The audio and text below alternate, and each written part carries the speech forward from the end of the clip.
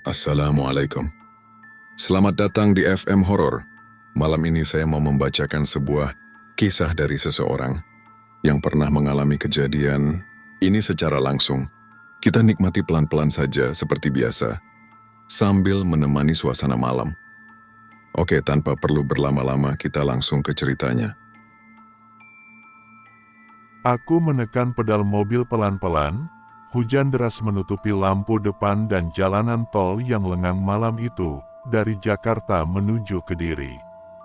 Perjalanan mudik biasanya ramai, tapi entah kenapa malam ini sunyi. Hanya suara air menimpa kaca dan wiper yang bekerja terus-menerus. Perutku mual, bukan karena mabuk jalan, tapi ada firasat aneh sejak keluar rumah. Di kilometer terakhir Tol Ngawi, mobil mulai terasa berat, seperti ada sesuatu menempel di atapnya. Kupikir cuma lelah, tapi ketika menoleh ke kaca spion, tampak bayangan seseorang berdiri di pinggir jalan, basah kuyup, menatapku. Aku menepikan mobil di bahu jalan yang gelap, lampu hazard berkedip, dan orang itu menghilang begitu saja saat aku menyalakan kembali mobil. Setelah keluar tol, jalannya sempit dan berlubang, melewati hamparan sawah yang mulai tergenang air. Aku memutuskan singgah di desa kecil untuk bertanya arah, tapi suasananya aneh. Rumah-rumah tua berjajar rapi, lampu rumah menyala tapi tidak terdengar suara. Seorang ibu tua menyapaku, wajahnya ramah, tapi ada sesuatu di matanya yang membuat bulu kuduk merinding. "Kamu dari Jakarta ya? Turun aja, biar istirahat sebentar," katanya sambil tersenyum tipis. Aku mengangguk ragu, tapi ada firasat menahan langkahku. Di dalam rumah, ada beberapa orang duduk diam, menatapku tanpa bicara. Mereka menaruh sesaji kecil di atas meja, aroma dupa samar, dan suara doa lirih dari mulut mereka. Kupikir ini cuma tradisi desa, tapi sesuatu terasa salah. Aku menatap satu persatu mereka, hatiku tidak tenang. Ada yang menyingkir dan berbisik, seolah menyebut namaku. Aku menahan napas, merasa seperti dijadikan bagian dari sesuatu yang bukan untukku. Kepala berdenyut, mobil yang kutinggalkan di luar tampak tak biasa, seperti dipantau dari balik jendela. Sampai akhirnya, aku memutuskan untuk segera pergi, menyalakan mobil, dan melaju di jalan basah itu. Tapi firasat aneh itu belum hilang, bayangan di tepi sawah, suara doa yang samar, dan senyum yang tidak wajar dari warga desa terus menghantuiku. Aku merasa perjalanan mudikku kali ini tidak akan sesederhana sebelumnya, dan sepertinya, ada sesuatu di desa itu yang menginginkanku. Aku melaju pelan melewati gang sempit desa itu, lampu mobil menembus kabut tipis, suara hujan masih menetes di atap mobil. Setelah insiden di rumah ibu tua, aku merasa mata-mata dari desa itu mengikuti setiap gerakku. Jalanan sepi, tapi beberapa warga tampak muncul tiba-tiba di depan rumah, menyapa dengan senyum ramah, "Mau numpang ngopi sebentar, Nak?" Aku tersenyum canggung, mencoba menolak sopan, tapi mereka menatapku terlalu lama, seperti ingin memastikan aku tidak menolak. Ada sesuatu yang membuat dadaku sesak, firasat yang sejak Tol Ngawi muncul kembali, kali ini lebih kuat. Bau dupa samar menguar dari rumah-rumah tua di sepanjang gang, bersamaan dengan suara doa lirih dari arah belakang semak-semak. Aku menoleh, tapi tidak ada apa-apa. Di sebuah tikungan, aku melihat tanda aneh di dinding rumah, sebuah simbol sederhana, bercat merah, tapi bentuknya familiar dari buku-buku cerita horor yang pernah kubaca. Aku berhenti sebentar, tapi tidak ada orang di dekat simbol itu. Hanya ada daun basah yang bergesekan tertiup angin. Jantungku berdebar, tapi rasa penasaran membuatku menatap lebih lama. Aku masuk ke warung kecil di pinggir gang untuk bertanya arah ke jalan besar menuju Kediri. Pemilik warung, seorang pria parubaya, menyambutku dengan ramah, tapi ada yang aneh dalam sorot matanya. Ia menanyakan asalku, nomor plat mobil, bahkan menyinggung lama perjalanan dan keluarga yang kutinggalkan di Jakarta. Aku merasa seperti jawaban sekecil apapun akan diperhatikan terlalu serius.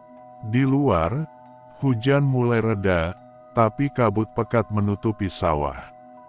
Aku kembali ke mobil, namun ketika menoleh ke arah warung, pria itu menundukkan kepala seolah sedang berdoa, dan suara lirih yang sama terdengar samar, "Semoga sampai, nak, semoga selamat," tapi nada itu berbeda. Ada ketegangan di ujung kata. Aku merasa bukan sekadar doa, tapi seperti pengamatan, penentuan, atau penanda. Hati-hati dan cemas, aku menyalakan mobil. Tapi saat hendak mundur, suara langkah kaki di tanah basah terdengar mengikuti roda. Aku menoleh, tidak ada siapa-siapa, hanya bayangan di belakang pohon. Aku menginjak gas, meninggalkan gang, tapi firasat itu semakin berat. Desanya tidak sekadar ramah, mereka menunggu sesuatu, dan aku mungkin bagian dari rencana itu.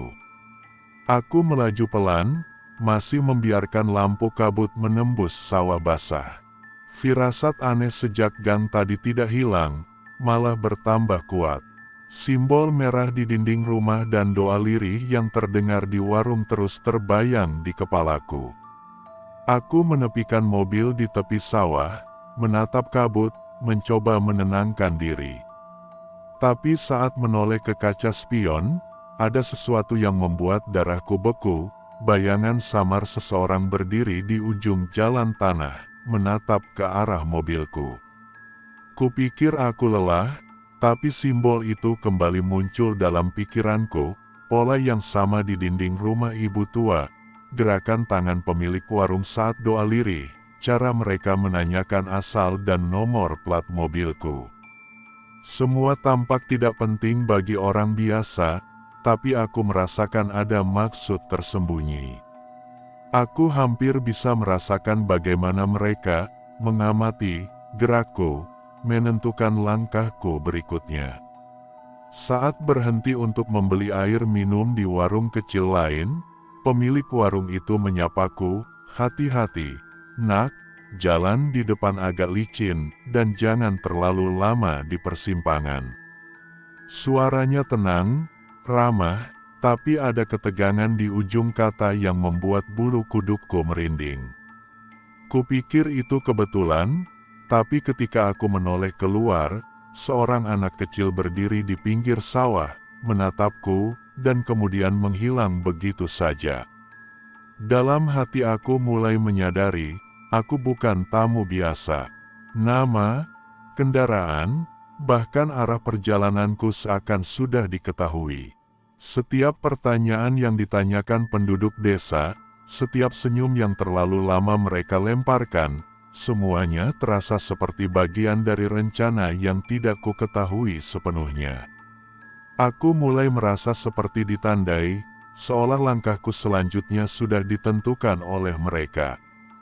Hujan reda, tapi kabut semakin tebal.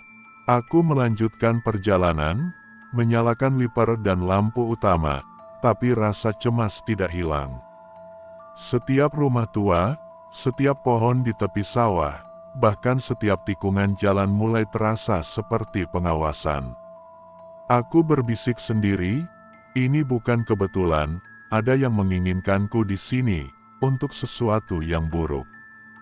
Dengan jantung berdebar, aku menatap jalur menuju Kediri, mencoba berpikir logis, tapi di dalam hati aku tahu, desa itu menyimpan rahasia, dan aku baru mulai merasakan pertanda pertama dari ritual yang tidak seharusnya kulalui. Sesuatu menunggu di ujung jalan, sesuatu yang diam-diam mengatur perjalananku. Aku melanjutkan perjalanan di jalan desa yang semakin sempit, sawah di kanan kiri mulai tertutup kabut tipis. Hujan sudah reda, tapi udara tetap lembab, dan bau dupa samar kembali tercium, meski tidak ada rumah yang terbuka di dekatku. Aku menepikan mobil sebentar di depan warung kecil yang sebelumnya kutinggali, mencoba memahami firasat yang terus menghantui. Pemilik warung tua itu duduk di teras, menatapku dengan sorot mata yang berbeda malam itu.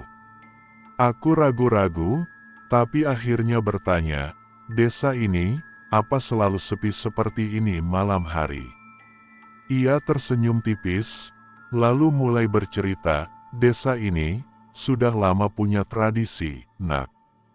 Orang-orang yang datang, kadang menjadi bagian dari sesuatu yang membuat rumah tetap beruntung, sawah tetap subur, warung tetap ramai.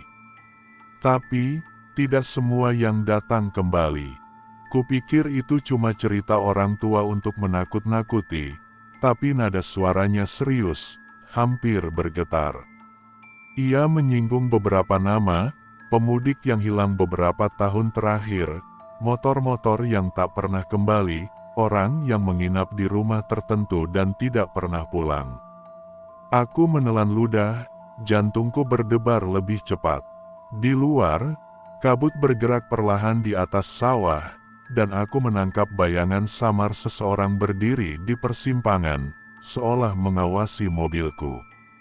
Simbol merah yang pernah kulihat di dinding rumah ibu tua muncul lagi, kali ini di batu nisan tua di tepi sawah, batu yang tampak tidak terawat, tapi diukir dengan pola yang sama. Aku mulai menyadari pola itu, semua hal yang kutemui malam ini, senyum penduduk, doa lirih, simbol merah, bukan kebetulan. Mereka menandai siapa yang akan menjadi bagian dari ritual itu. Dan aku, tanpa kusadari, mungkin sudah termasuk dalam daftar. Pemilik warung menatapku lagi, suaranya lirih, "Kalau kamu merasakan sesuatu, jangan menentang.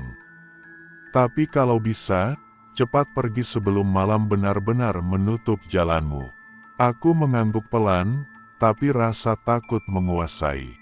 Jalan menuju Kediri tampak panjang dan berliku, dan aku merasa setiap tikungan bisa menjadi ujian, setiap gang bisa menjadi perangkap. Aku menyalakan mobil, menatap jalur yang basah dan berliku.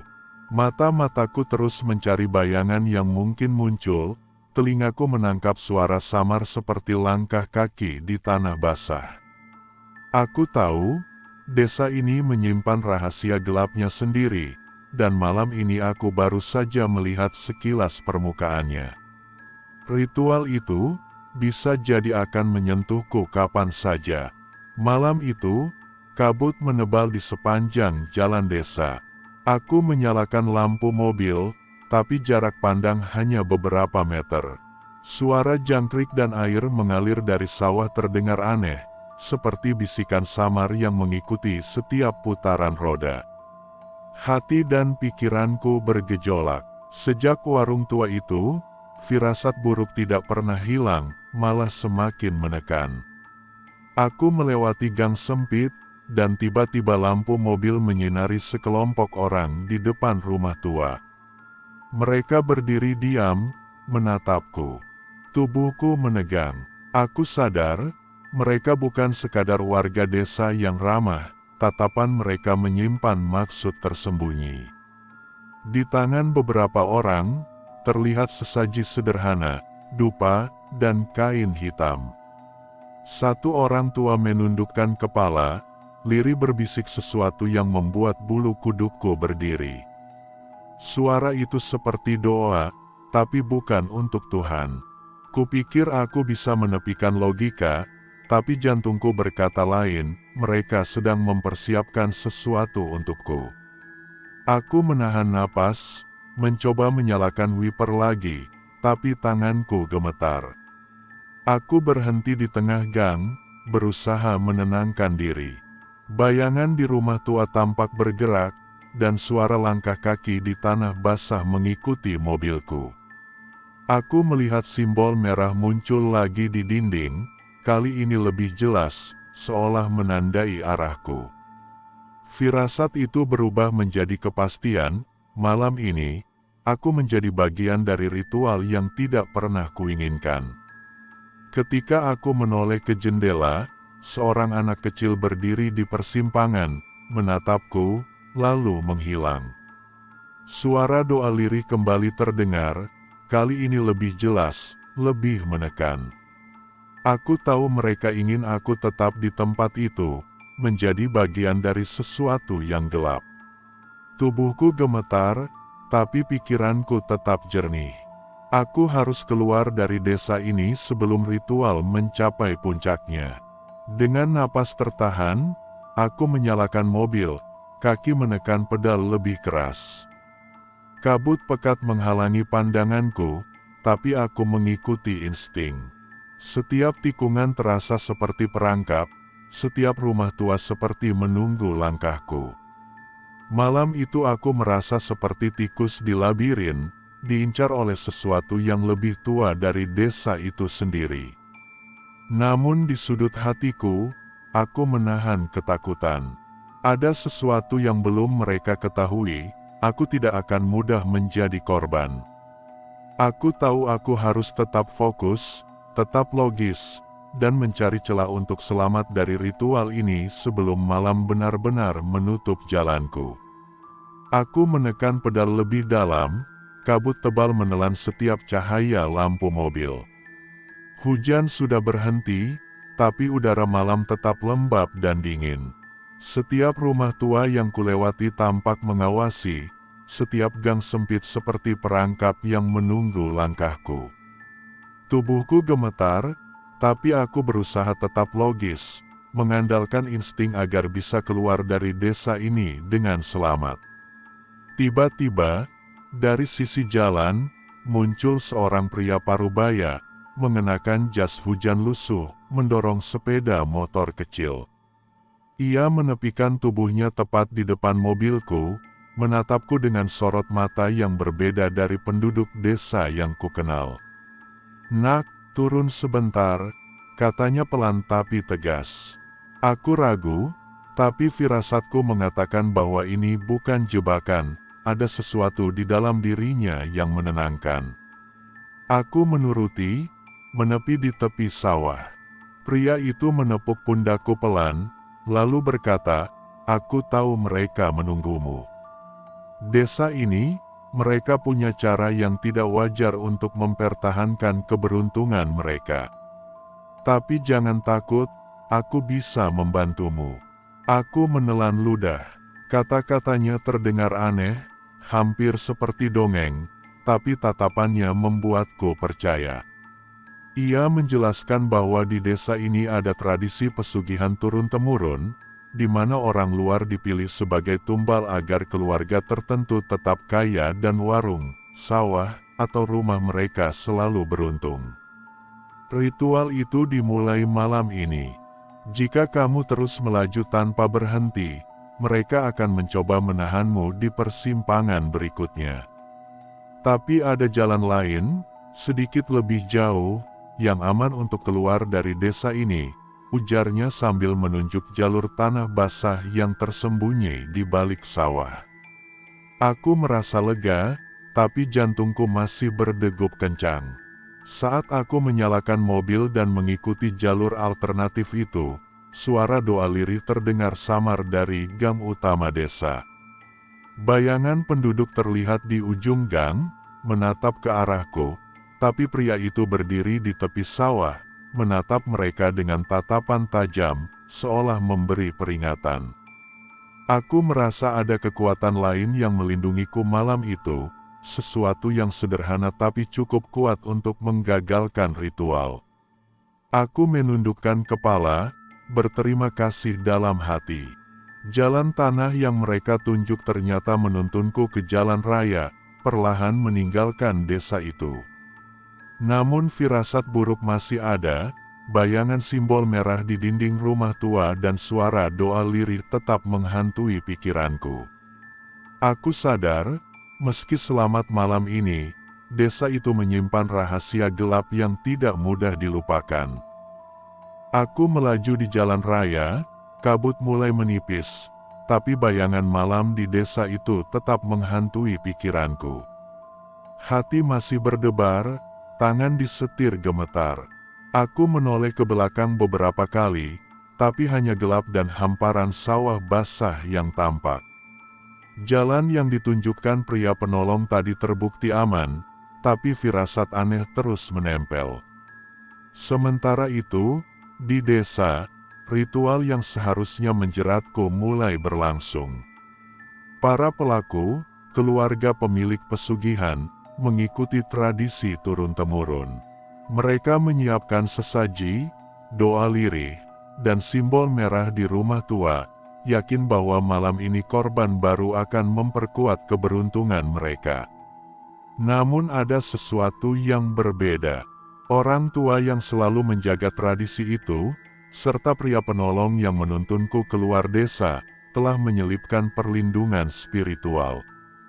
Tiba-tiba, di dalam rumah tua, lampu lilin bergetar, dupa terbalik, dan simbol merah tampak seperti terbakar dari dalam. Suara doa lirih berubah menjadi serak, terputus, dan pelaku mulai panik. Salah satu dari mereka menjerit, tangannya terbakar saat menyentuh sesaji. Ketegangan meningkat, ritual yang sudah dijalankan puluhan kali gagal total. Aku tidak melihatnya secara langsung, tapi dari jauh kulihat cahaya samar dari arah desa, seperti energi yang berbalik. Keluarga pelaku panik, saling menyalahkan, dan beberapa jatuh tersungkur di lantai. Wajah mereka memucat, mata berputar liar. Mereka tidak pernah menyangka bahwa sesuatu yang mereka lakukan untuk mempertahankan kekayaan justru berbalik menghantam diri mereka sendiri. Aku, di jalan raya, masih merasakan getaran aneh di mobil. Sebuah firasat memberitahuku bahwa ritual itu gagal, dan konsekuensi sudah mulai menghantam pelaku. Aku menundukkan kepala, menahan napas, merasa lega tapi juga takut. Desa itu tidak aman bagi siapapun yang masuk ke dalam permainan mereka, dan kegagalan ritual malam itu akan menjadi peringatan bagi setiap orang yang mencoba mengambil jalan pintas lewat pesugihan. Ketika aku melewati tikungan terakhir menuju jalan utama, bayangan desa mulai memudar, dan udara malam terasa lebih ringan. Aku tersadar bahwa selamat malam ini bukan karena keberuntungan biasa, tapi karena seseorang atau sesuatu menjaga jalanku. Namun desa itu, simbol merah, dan suara doa lirih tetap membekas di kepala, mengingatkanku bahwa aku baru saja lolos dari sesuatu yang lebih gelap dari yang bisa kubayangkan. Aku menempuh jalan raya, mobil melaju lebih kencang, kabut mulai menghilang, tapi malam itu tetap terasa berat di dada. Aku selamat, tapi bayangan desa, simbol merah, dan suara doa lirih terus menghantui pikiranku. Setiap tikungan jalan seperti mengingatkanku bahwa aku baru saja lolos dari sesuatu yang gelap dan berbahaya. Di desa, kegagalan ritual menghancurkan ketenangan keluarga pelaku. Orang tua yang memimpin ritual jatuh sakit mendadak, wajah pucat dan matanya kosong. Anak-anak muda yang membantu mereka di ritual mulai berkelahi, saling menyalahkan, panik. Rumah tua yang dijadikan tempat ritual terasa mencekam, lilin terbalik, sesaji berserakan, aroma dupa yang biasanya menenangkan berubah menjadi menusuk. Konsekuensi kegagalan tidak berhenti di situ. Sawah yang biasanya subur mulai layu, warung yang ramai mendadak sepi. Warga desa mulai bergosip tentang malapetaka yang menimpa keluarga itu, takut menjadi sasaran akibat kesalahan mereka sendiri. Pelaku yang awalnya percaya ritual bisa menjamin keberuntungan, kini harus menghadapi kenyataan, kekayaan dan keamanan mereka hancur, reputasi ternodai, dan rasa takut menjadi bagian dari hidup mereka setiap malam. Aku, dari jauh, masih menatap lampu-lampu desa itu di balik kabut. Perasaan lega bercampur ngeri. Aku selamat dari ritual, tapi trauma psikologis malam itu akan selalu membekas. Desa itu tetap menyimpan rahasia gelapnya, dan mereka yang mencoba mengubah takdir melalui pesugihan akan selalu menanggung balasannya sendiri. Mobil melaju terus menuju Kediri, lampu jalan mulai terang, suara hujan telah hilang. Aku menarik napas panjang, menenangkan tangan yang masih gemetar di setir. Selamat malam ini bukan karena keberuntungan, tapi karena ada kekuatan tak terlihat yang menjaga jalanku. Namun satu hal pasti, ritual itu gagal, dan desa itu tetap menjadi tempat yang kelam bagi siapapun yang berani masuk ke dalam rahasianya. Aku menatap jalan di depan, tahu bahwa pengalaman malam ini akan menghantuiku selamanya. Mudik selamat, tapi bukan berarti bebas dari bayangan gelap yang mengikuti setiap perjalanan.